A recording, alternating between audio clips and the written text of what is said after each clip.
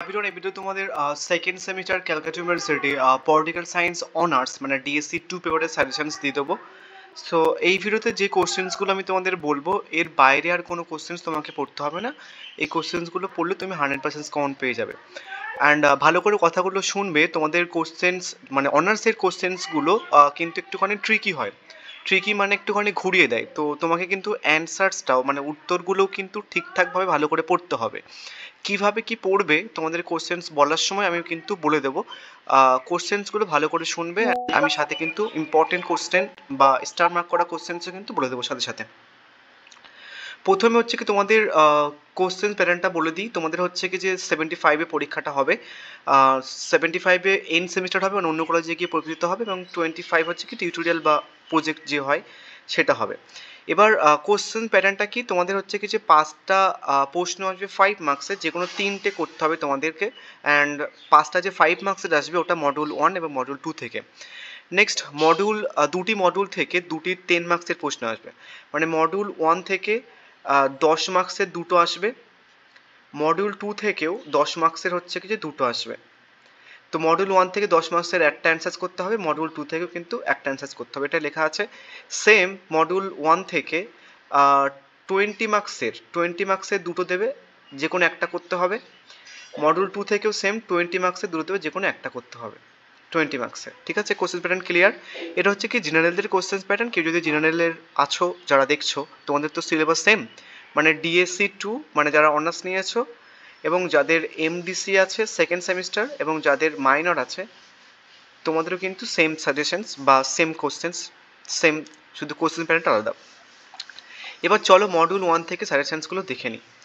প্রথম একটুখানি সিলেবাসটা দেখে নাও। সিলেবাস থেকে কিন্তু অনেক কিছু জানা যায় বা অনেক কিছু বোঝা যায়, যেখান থেকে কোশ্চেন্স কাউন্ট পাওয়া যায় ডিরেক্টলি। তাদের কাছে সিলেবাসটা বাংলা ভার্সন ট্রান্সলেশন করা নেই, সেটা একটুখানি দেখে নিও, আমি আর বলছি না।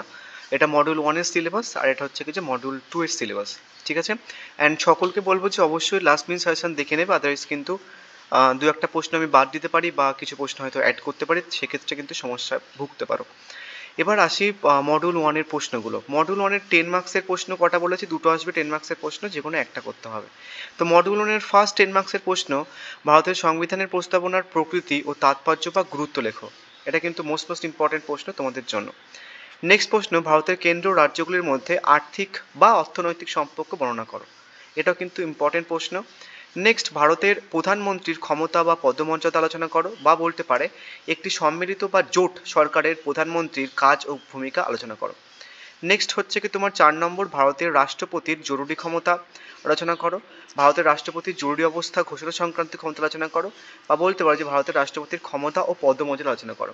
প্রশ্নটা কিন্তু বিভিন্নভাবে ঘুরিয়ে আসে, তুমি কিন্তু সেইভাবে কিন্তু অ্যান্সারগুলো করবে।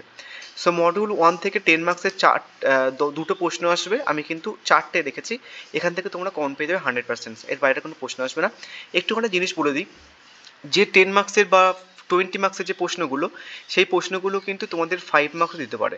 ধরো এখানটায় ভারতীয় সংবিধানের প্রস্তাবনার প্রকৃতি ও তাৎপর্য ব্যাখ্যা করতে বলেছি 10 মার্কসের জন্য।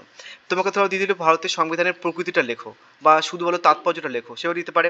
এবার এখানটায় কী লেখা আছে, ভারতের কেন্দ্র রাজ্যের মধ্যে আর্থিক সম্পর্ক, তো তোমাকে জাস্ট এটা 5 মার্কস দিতে পারে। বুঝা গেছে? এবার দেখো ভারতের প্রধানমন্ত্রীর ক্ষমতা ও পদমর্যাদা, তোমাদেরকে 5 মার্কসে হয়তো দিতে পারে ভারতের প্রধানমন্ত্রীর ক্ষমতাটা লেখো, বা শুধু পদমর্যাদা লেখো। তো এইভাবে কিন্তু প্রশ্ন ঘুরিয়ে ফিরিয়ে দিতে পারে। যেমন রাষ্ট্রপতির ক্ষমতা ও পদমর্যাদা বলেছি, এবং সাথে দিয়েছি রাষ্ট্রপতির জরুরিকালীন ক্ষমতা। তো তোমাকে ধরো 5 মার্কসের জরুরিকালীন ক্ষমতা দিল, বা শুধু বলো রাষ্ট্রপতির ক্ষমতা লেখো, বা শুধু বলো পদমর্যাদা লেখো। এভাবে কিন্তু 5 মার্কসের ঘুরে ফিরে দিতে পারে। 15 মার্কসের, এই 20 মার্কসের এবং 10 মার্কসের প্রশ্নগুলো ভালো করে যাও, তাহলে কিন্তু 5 মার্কসের খুব একটা না করলেও চলবে। এবার আসি হচ্ছে কি যে মডিউল 1 থেকে 20 মার্কসের প্রশ্ন, এটা না 20 হবে অ্যাকচুয়ালি, তোমাদের 20 মার্কসের প্রশ্ন আসে, আর জেনারেলদের 15 মার্কসের। তো মডিউল 1 থেকে 15 মার্কসের প্রশ্ন হচ্ছে কি যে ভারতীয় সংবিধানের উল্লেখিত মৌলিক অধিকারগুলি লেখো। এবার এই মৌলিক অধিকারগুলোর মধ্যে সাম্যের অধিকার এবং স্বাধীনতার অধিকার রয়েছে। তো সাম্যের অধিকার এবার তোমাদের পরীক্ষাতে পড়বে। ঠিক আছে, যারা অনার্স নিয়েছো তোমাদের পড়বে, আদারওয়াইজ পড়বেই। এবার সাম্যের তোমাদের না পড়ুক, জেনারেলদের পড়বে সাম্যের অধিকারটা। এবার এখানটায় স্বাধীনতা অধিকার দিয়েছে, আমি আগেবারে ধর্মীয় স্বাধীনতা অধিকার পড়েছিল, কিন্তু ডিরেক্টলি স্বাধীনতা অধিকার পড়েনি। তো সেই কারণের জন্য আগে সাম্যটা করে নেবে, তারপরে স্বাধীনতাটা করতে চাও। বোঝা গেছে? তারপরে আসে হচ্ছে কি যে ভারতীয় গণপরিষদের গঠন ও কার্যাবলী আলোচনা করো, গণপরিষদের যে কোনো দুটি সীমাবদ্ধতা। এখানেও সেম একটা কথা বলে দিই, পরীক্ষাতে হয়তো শুধু সাম্যের অধিকারটা দিয়ে দিল তোমাকে 5 মার্কসের জন্য, বা গণপরিষদে শুধু গঠনটা দিয়ে দিল 5 মার্কসের জন্য, বা শুধু কার্যাবলী দিয়ে দিল 5 মার্কসের জন্য, বা যে কোনো দুটো সীমাবদ্ধতা দিল 5 মার্কসের জন্য। তো 15 মার্কসের বা এই 20 মার্কস এবং 10 মার্কস থেকেও কিন্তু ঘুরে ফিরে কিন্তু 5 মার্কসের জন্য আসবে তোমাদের পরীক্ষাতে। তারপর হচ্ছে 7 নম্বর প্রশ্ন, ভারতের কেন্দ্র রাজ্যের মধ্যে প্রশাসনিক সম্পর্কের আলোচনা করো, বা বলতে পারে ভারতের কেন্দ্র ও রাজ্যগুলির মধ্যে শাসন বিভাগীয় সম্পর্ক। তাহলে প্রশাসনিক সম্পর্ক এবং শাসন বিভাগীয় সম্পর্ক বলতে গেলে একই, তো এই প্রশ্নটাও কিন্তু ইম্পর্টেন্ট। এবং রাষ্ট্র পরিচালনায় নির্দেশমূলক নীতির গুরুত্ব আলোচনা করো, নির্দেশমূলক নীতির বৈশিষ্ট্য। এটাও কিন্তু মোস্ট ইম্পর্টেন্ট এবং এটা 5 মার্কসের আসার চান্স আছে। ভারতীয় সংবিধান উল্লেখিত নাগরিকদের মৌলিক কর্তব্য বা নাগরিকত্ব সম্পর্কে টিকা আসতে পারে তোমাদের, নাগরিকত্ব। ঠিক আছে, সো মডিউল 1 থেকে তোমাদের 10 মার্কসের কটা প্রশ্ন আসবে? দুটি প্রশ্ন আসবে। 20 মার্কসের কটা প্রশ্ন আসবে? দুটি প্রশ্ন আসবে। তাহলে কটা প্রশ্ন আসছে? 4টে। পরীক্ষাতে আসবে 4টে প্রশ্ন। আমি 9টা প্রশ্ন রেখেছি তোমাদের মডিউল 1 থেকে। এই প্রশ্নগুলো কিন্তু ছাড়বে না, যে যাই প্রশ্ন করুক না কেন, অন্য দাদার কোনো সাজেশনস দেখো না, কিন্তু এই 9টা প্রশ্ন কিন্তু করবে, আদারওয়াইজ কিন্তু সমস্যার মুখে পড়বে। এই 9টা কোশ্চেন্স বাদ দিয়ে অন্য কোশ্চেন চাইলে করতে পারো, বাট এই 9টা কোশ্চেন কিন্তু ছাড়া যাবে না, আদারওয়াইজ কিন্তু সমস্যার মুখে পড়বে। এবার যে কথাটা প্রথমে বলেছিলাম যে তোমাদের অনার্সের কোশ্চেন ট্রিকি হয়, কেন বলছি? এই যে ভারতের নির্দেশমূলক নীতির গুরুত্ব লেখো, এখানটায় যে অনেক নীতির যে গুরুত্বটা আছে বা যে মৌলিক কর্তব্যগুলো রয়েছে, তো মৌলিক কর্তব্যের যে কোনো একটা কর্তব্য সংবিধানের মধ্যে উল্লেখিত, ধরো সংবিধানের কোনো একটা ধারায় মৌলিক কর্তব্যের যে কোনো একটা কর্তব্য উল্লেখ আছে, তো ওই যে কোনো একটা কর্তব্য তুলে দিয়ে তোমাকে কিন্তু প্রশ্ন করতে পারে। ঠিক আছে, তো ওরকম ধরনের কিন্তু ঘুরে ফিরে আসবে, সেই জন্য উত্তরগুলো ভালো করে মাথা খুলে পড়ে নেবে, তাতে যদি উত্তর থেকেও যদি প্রশ্ন ঘুরে আসে তাহলে কি লিখতে পারবে। আগেরবার কিন্তু সেম এরকম প্রশ্ন এসেছিল। এবার 3টে এক্সট্রা প্রশ্ন রাখা আছে, এগুলো চাইলে বাদ দিতে পারো, আদারওয়াইজ যদি কেউ ইচ্ছাকৃতভাবে পড়তে চাও পড়তে পারো, এখান থেকে খুব একটা প্রশ্ন আসার চান্স নেই। 5 মার্কসের জন্য পড়তে পারে এক্সট্রা কোশ্চেন্সগুলোর মধ্যে থেকে, বাট 50 মার্কসের জন্য পড়বে না। এবার মডিউল 2 থেকে আসি। মডিউল 2 এ প্রথম 10 মার্কসের প্রশ্ন হচ্ছে কি যে ভারত সংবিধানের কার্যাবলী পুনর্নির্বাচনের জন্য গঠিত জাতীয় কমিশনের প্রধান প্রস্তাবগুলো আলোচনা করো। এটা কিন্তু মোস্ট ইম্পর্টেন্ট প্রশ্ন। এবার নেক্সট হচ্ছে কি ভারতের রাজনীতিতে লোকসভা ও রাজ্যসভার সাংবিধানিক সম্পর্ক আলোচনা করো। নেক্সট প্রশ্ন, ভারতের বিচার বিভাগীয় সক্রিয়তার উপর টিকা লেখো। এটা কিন্তু 5 মার্কসের জন্য ইম্পর্টেন্ট, বুঝা গেছে। নেক্সট হচ্ছে কি তোমার কোনো রাজ্য বিধানসভার মুখ্যমন্ত্রীর ভূমিকা ও পদমর্যাদা। তোমাকে কিন্তু 5 মার্কসের জন্য হয়তো বলতে পারে শুধু ভূমিকাটা লেখো বা শুধু পদমর্যাদা লেখো রাজ্য বিধানসভার মুখ্যমন্ত্রীদের। মাথা খুলে পড়বে, ভালো করে পড়বে, আদারওয়াইজ ধরো তুমি 20 মার্কসের জন্য 10 মার্কসের জন্য করে গেছো, অ্যান্ড তারপরে হচ্ছে কি তোমার মাথায় রয়েছিল তো 20 মার্কস বা 10 মার্কসের জন্য পড়ে এসেছি, 5 মার্কসের জন্য কমন পড়েনি। তো সব মিলিয়ে একটা সাজেশনস বানানো হয় যে যে প্রশ্নগুলো 20 মার্কসের বা 10 মার্কসের জন্য দিয়েছি সেগুলোর 5 মার্কসের জন্য আমি রাখিনি, বাট 10 বা 20 মার্কসের জন্য যে প্রশ্নগুলো দিয়েছি সেগুলো কিন্তু 5 মার্কসের জন্য ইম্পর্টেন্ট।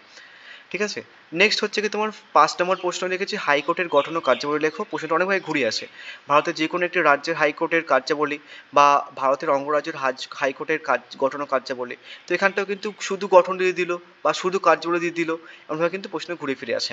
তাহলে মডিউল 2 থেকে 10 মার্কসের জন্য 5টা প্রশ্ন রেখেছি আমি। এবার হচ্ছে কি যে 20 মার্কসের জন্য দেখে নাও, এটা কিন্তু 20 মার্কস। প্রথম প্রশ্ন হচ্ছে কি যে পার্লামেন্টের উভয় বা দুটি কক্ষের সম্পর্ক আলোচনা করো। তারপর হচ্ছে কি যে ভারতের সংবিধানের সংশোধন পদ্ধতি। তো হচ্ছে কি লোকসভার স্পিকারের ভূমিকা, এবং প্রশ্নটা অনেকভাবে ঘুরে আসে, অনেকে বুঝতে পারো না। লোকসভার যে অধ্যক্ষ তাকে হচ্ছে কি লোকসভার স্পিকার বলা হয়। এবার অনেকে ধরো জানে না, তারা কি করে যে এইটাকে সেপারেট একটা প্রশ্ন হিসেবে রেখে দেয়, তোমাকে এটাও পড়তে হয় এটাও পড়তে হয়। ঠিক আছে, তো বা পার্লামেন্টের স্পিকার বা অধ্যক্ষের ক্ষমতা, তো পার্লামেন্টের অধ্যক্ষ এবং লোকসভার অধ্যক্ষ কিন্তু একই। তো সেই কারণের জন্য প্রশ্ন যদি ভালো করে বুঝতে চাও একটুখানি শোনো, অনেকে হয়তো স্ক্রিনশট মেরে পালিয়েছে তখন। এনিওয়েজ, ভারতের সুপ্রিম কোর্টের গঠন ও কার্যাবলী বা ভারতের সংবিধানের অভিভাবক হিসেবে সুপ্রিম কোর্টের ভূমিকা। আর নেক্সট হচ্ছে কি ভারতের সংসদীয় কমিটি ব্যবস্থার উপর টিকা লেখো। ভারতের আইনসভা বা পার্লামেন্টের গঠন ও কার্যাবলী লেখো। তো মোটামুটি আমি মডিউল 2 থেকে টোটাল 11টার মধ্যে প্রশ্ন রেখেছি। এই 11টা প্রশ্ন কিন্তু ছাড়া যাবে না, ছাড়া যাবে না, তুমি কিন্তু ছাড়বে না, একদম ছাড়বে না। এইখান থেকেই তুমি হচ্ছে কি যে 10 মার্কস, 20 মার্কস, এবং যদি কভার ভালো থাকে তাহলে কিন্তু 5 মার্কসও কম পেয়ে যেতে পারো। যদি কেউ মনে করো দাদা আমি প্রশ্ন একদম কম পড়তে চাই, তুমি এই 10 মার্কস এবং 20 মার্কস মানে মডিউল 1 থেকে কটা রেখেছি, মডিউল 1 থেকে 9টা প্রশ্ন রেখেছি, এবং মডিউল 2 এ হচ্ছে কি যে 11টা প্রশ্ন, তাহলে 20টা প্রশ্ন যদি তুমি করে নাও তাহলে 5 মার্কসের জন্য না করলেও চলে। ঠিক আছে, 5 মার্কসের প্রশ্ন এখান থেকে তুমি কমন পেয়ে যাবে, 3টে লিখতে হয় তো 3টে এখান থেকে কমন পেয়ে যাবে, বাট তাও ফর সেফ সাইড আমি হচ্ছে কি তোমাদের কিছু 5 মার্কসের প্রশ্ন রেখেছি।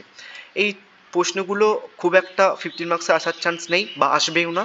এই প্রশ্নগুলো হচ্ছে কি যে তোমরা 5 মার্কসের জন্য দেখেছো, ঠিক আছে? ভারতের পার্লামেন্টের আইন পাশের পদ্ধতি বা বিচার বিভাগের সক্রিয়তার যে ব্যাপারটা বা অঙ্গরাজ্যের মধ্যে রাজ্যপাল এবং ক্ষমতা পদমর্যাদা, এগুলো 5 মার্কসের জন্য দেখে রাখো। 15 মার্কসের জন্য আসবে না পরীক্ষাগুলো, এই 20 বা 10 মার্কসের জন্য আসবে না। এবার কিছু 5 মার্কসের প্রশ্ন দেখে নাও। 5 মার্কসের প্রশ্ন, প্রথম, সুপ্রিম কোর্টের পরামর্শদান এলাকা বা বলতে পারো সুপ্রিম কোর্টের কাজ উল্লেখ করো। নেক্সট, ভারতের নাগরিকতার আইন, এটা কিন্তু মোস্ট ইম্পর্টেন্ট প্রশ্ন। ভারতের যুক্তরাষ্ট্রের প্রকৃতি, এটাও কিন্তু মোস্ট ইম্পর্টেন্ট। ভারতের একটি রাজ্যের মুখ্যমন্ত্রী রাজ্যপালের মধ্যে সম্পর্ক। নেক্সট হচ্ছে কি যে সংসদে অর্থ বিল পাশের পদ্ধতি, ভারতের নাগরিকতা অর্জনের পদ্ধতি। এই 6টা প্রশ্ন কিন্তু ছাড়বে না 5 মার্কসের জন্য, মোস্ট ইম্পর্টেন্ট। এই 6টা প্রশ্নের মধ্যে থেকে তোমরা দেখবে এখান থেকে হয়তো 10 মার্কসের প্রশ্ন দিয়ে দিয়েছে বা 20 মার্কসের প্রশ্ন দিয়ে দিয়েছে, ঠিক আছে? এই 6টা প্রশ্ন কিন্তু ছাড়া যাবে না 5 মার্কসের জন্য। এবার কিছু প্রশ্ন এক্সট্রা রাখা আছে, যেমন 7এরটা ভারতের বিধানসভার গঠন বা ভারতের সংবিধানের বৈশিষ্ট্য, এবং আরও কিছু এক্সট্রা রেখেছে, যেমন সংবিধানের 14 নং 365 তোমাদের অনার্সে চলে এসেছে, আগেবার রেখেছিলাম আমি, এটা চলে এসেছে, এটা করতে হবে না। বাদ বাকি ধারাগুলো একটুখানি দেখেছো, ঠিক আছে? 2-1 লাইন করে।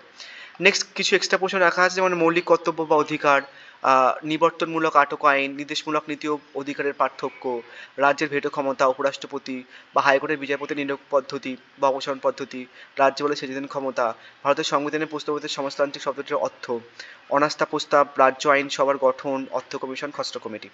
এবং একটা জিনিস তোমাদের বলি, তোমরা চাইলে যদি 5 মার্কসের জন্য বাদ দিতে পারো, বাট প্রথম 6টা কিন্তু করতে হবে তোমাকে, এই প্রথম 6টা করতে হবে। বাদ বাকি প্রশ্নগুলো চাইলে বাদ দিতে পারো। এবং কিছু কিছু প্রশ্ন এখান থেকে হয়তো আসবে, যেমন এখান থেকে একটা প্রশ্ন এসেছিল, এতগুলো ধারা রেখে দিয়েছিলাম, তার মধ্যে এই ধারাটা চলে এসেছিলো। বাট এখান থেকে যদি ধারা ইম্পর্টেন্ট বলো, তাহলে 14 নং ধারাটা বিশাল ইম্পর্টেন্ট এবছরের জন্য, বুঝে গেছে? তো চাইলে 5 মার্কস বাদ দিতে পারো 6টা প্রশ্ন বাদ দিয়ে, এবং যা প্রশ্ন রেখেছি আমি এটার মধ্যে তোমরা সমস্ত কিছু কমন পেয়ে যাবে। আর একটা জিনিস তোমরা বলে দিই, যে কেউ যদি নোটস কিনতে চাও এই পেপার বা সেক পেপারের বা যে কোনো পেপারে, তোমাদের সেকেন্ড সেমিস্টারে Bangla, English, political science, sociology, philosophy, education, history, প্রত্যেক কটা পেপারের major, minor, MDC notes available, plus হচ্ছে কি তোমাদের 6টা সিভিক পেপার আছে সেটা, এইসি পেপার, এবং হচ্ছে কি যে তোমাদের ইএনভিএস, সমস্ত পেপারের নোটস কিন্তু English plus Bangla version available. যারা নেবে এই নাম্বারে হোয়াটসঅ্যাপ করতে পারো। So thank you.